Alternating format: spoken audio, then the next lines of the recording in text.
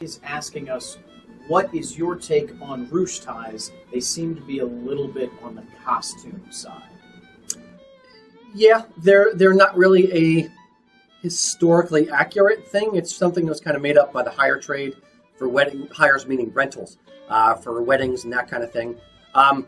They are a little bit costumey, but for people who want something other than a bow tie or a long necktie, they're a neat alternative. I've worn them once or twice. When you do wear a ruche tie, you should be wearing it with a 5-button vest. It is not meant to be worn with the 3-button Prince Charlie vest that comes all the way down to here, because you don't want the whole big, wide tie showing. For those who don't know what a ruche tie is, it's basically ruched material, kind of gathered material at the top knot, and then below that is a big, wide, effectively what looks like a clown tie.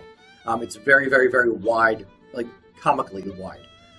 That's why it's best to have it with a 5-button. That way, it's all you're really seeing is the ruche and a little bit of the top of the tie. Yeah, and you don't have to worry about it popping out. Like if you can imagine a low collared vest, the tie is going to, the ruche tie is right there and it just easily pops out of the waistcoat, and then it looks goofy. Wearing a 5-button vest with a PC jacket for highly formal events is getting to be more popular. As we've said before, if you want to consider doing that, please call us first because the fitting of those separate parts is important. The ruche tie, I think, is supposed to be, it's a throwback to late 18th, early 19th century dress. It looks a little costumey to me because they typically make them out of a satin material, so they're very bright, and it's usually a very bright, shiny color. But essentially, if you look at pictures of guys in late 18th, early 19th, like the Regency period in British history is called the Regency period most of the time. It's kind of hearkening to that. So it has some historical precedent. I personally like them quite a bit because I like the more, flamboyant, Victorian-ish feel for things. It's more fun, essentially, for me. But my opinion also is that you should have more than one tie in your collection. You should. The whole point of Highland wear is that, unlike other national dress, you can change it up and you can modify it and really make a whole bunch of different outfits out of it.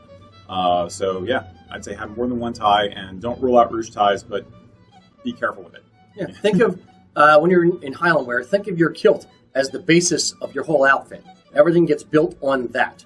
That's why we often say, when you're buying your kilt, without trying to sound like a sales guy, you want to buy the best kilt you can afford because you can build on it, or you can make it more casual or more formal based on all the accessories. So you want to make sure the kilt is going to be a nice kilt for formal stuff. You want to buy, it's easier to dress a nice kilt down than a lower end kilt up.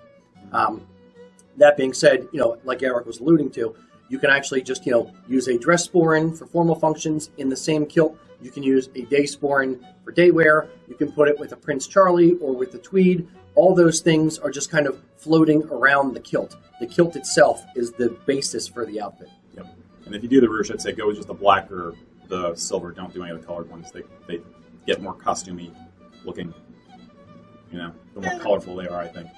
Yeah, that's with all, even with the bow ties and stuff as well. True. It's, True. I would never wear a bow tie with a kilt, though. If you're wearing a Prince Charlie? With a PC, yes, but I mean like normal wear or day wear. I wouldn't wear a ruche tie with day wear either. Yeah, point. Yeah, okay. Take that. Damn you.